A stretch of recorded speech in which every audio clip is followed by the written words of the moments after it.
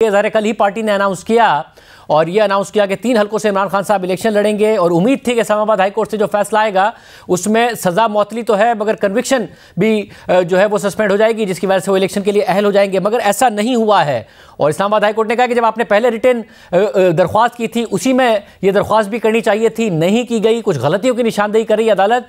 क्या आगे हिकमत अमली होगी बाप की? देखें, हम कोई नवाज शरीफ तो हैं नहीं कि अदालतें चश्मबरा बैठी हों हमारे लिए।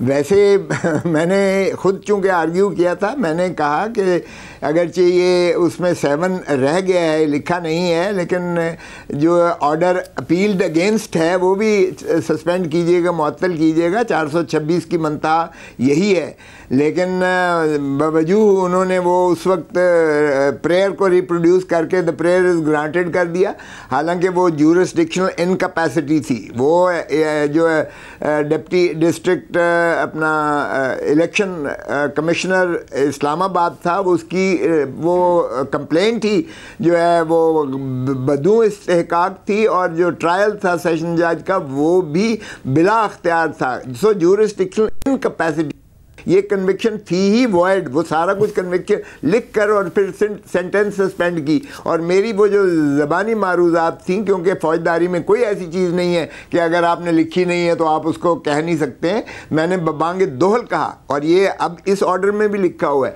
और फिर कह दिया कि चूँकि इन्होंने कहा नहीं है लिहाजा ये माने हैं। ये माने कोई नहीं होता है, इसलिए कि ये जजमेंट नहीं होती है, ये इंटरम ऑर्डर्स होते हैं।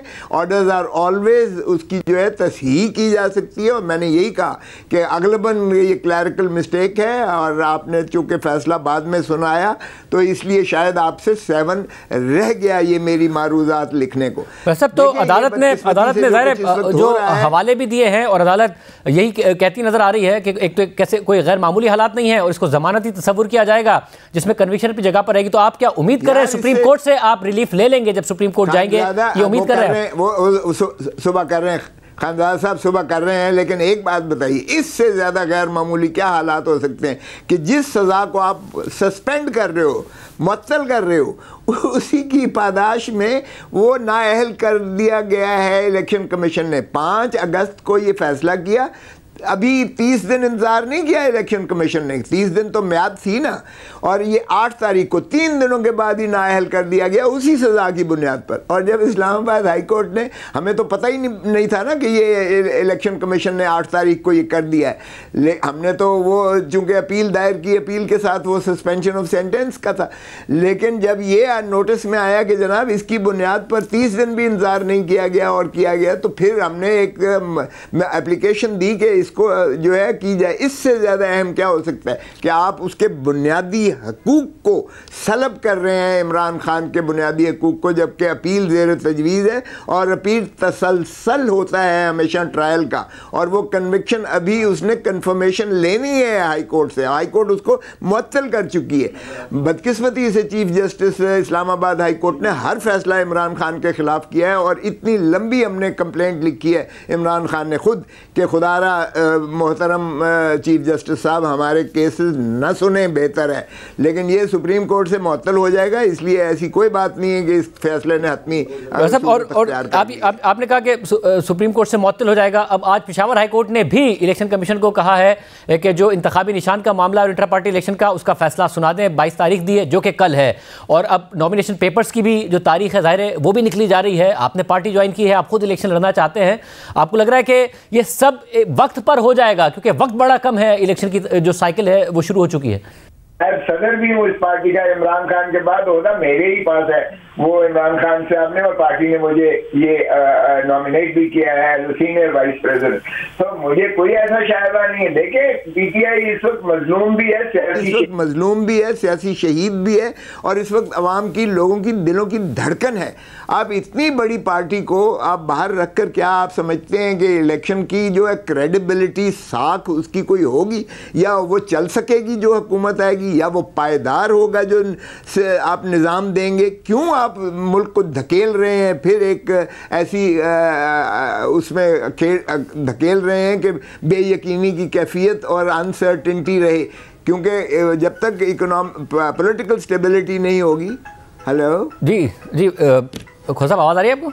जी, जब तक पॉलिटिकल स्टेबिलिटी सर नहीं होगी उस वक्त तक इकोनॉमिक माशी स्टेबिलिटी। खोसा साहब इस बात में कोई दो राय नहीं है, जो बात खोसा साहब जो बात आप कर रहे हैं इसमें दो राय नहीं है। तहरीक इंसाफ जैसी मकबूल जमात को बाहर रखा जाए तो वाकई ये भी बात आपकी दुरुस्त है कि इलेक्शन की क्रेडिबिलिटी नहीं होगी, मगर अमली तौर पर आप कानूनी मामलात को भी जानते हैं, बतौर सीनियर सियासतदान पाकिस्तान की तारीख को भी जानते हैं, आपको अमली तौर पर लग रहा है कि सुप्रीम कोर्ट से फौरी रिलीफ मिल जाएगा और या कोई ऐसा फैसला नहीं आएगा इलेक्शन कमीशन की तरफ से कि बल्ले का निशान पार्टी को ना मिले, नॉमिनेशन पेपर्स भी फाइल हो जाएंगे, बल्ला भी होगा, इमरान खान साहब को भी कोई रिलीफ मिल जाएगा और वो इलेक्शन लड़े होंगे, ये सब हो पाएगा?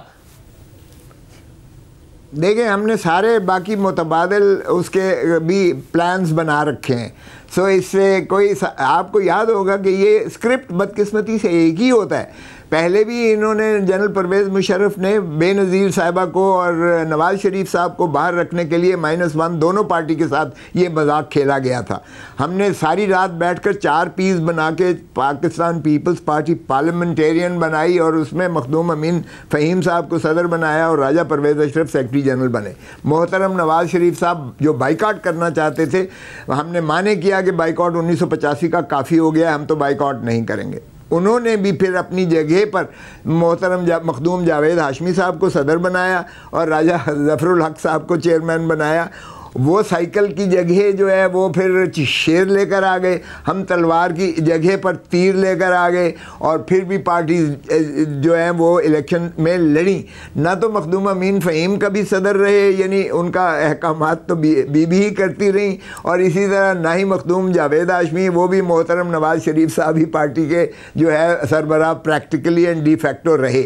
अब भी इनकी तस्कीन तो हो चुकी, इमरान खान को तो बाहर कर दिया इंट्रा पार्टी जो है इलेक्शन कमीशन ने एक अंदाज किया 20 दिन खुद देकर, और फिर कह दिया कि अब को भी चैलेंज कर दिया। देखें, ये 1988 सुप्रीम कोर्ट में मोहतरमा बेनज़ीर भुट्टो के केस में बातें तय हो चुकी।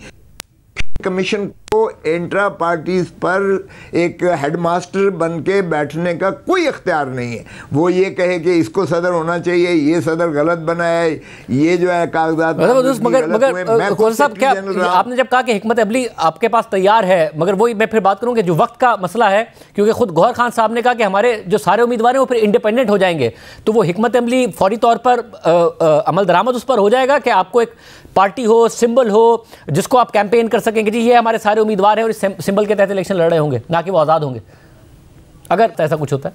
देखिए, एक आपको याद होगा, वैसे तो ये कहना भी नहीं चाहिए, जो प्लान्स होती हैं हमेशा सीने के साथ रखना चाहिए, लेकिन चूंकि बैरिस्टर गौहर कह दिया है, चूंकि उनका अभी इतना तजर्बा नहीं है जितना मेरा है। लेकिन बात यह है कि देखें, मायूसी फैलाओ मुहिम नहीं होनी चाहिए। कब तक इस मुल्क के साथ फ्रॉड करते रहोगे? कब तक इस मुल्क को जो है तबाही के दयाने पर हम ले जाते रहेंगे? कब तक हम जो है अपनी जो इक़दार को दुरुस्त नहीं करेंगे और अपने निज़ाम को क्यों कर अपना ठीक नहीं करेंगे, और क्यों कर हम चाहेंगे कि गैर इस मुस्तहकम रहे हमारा निज़ाम?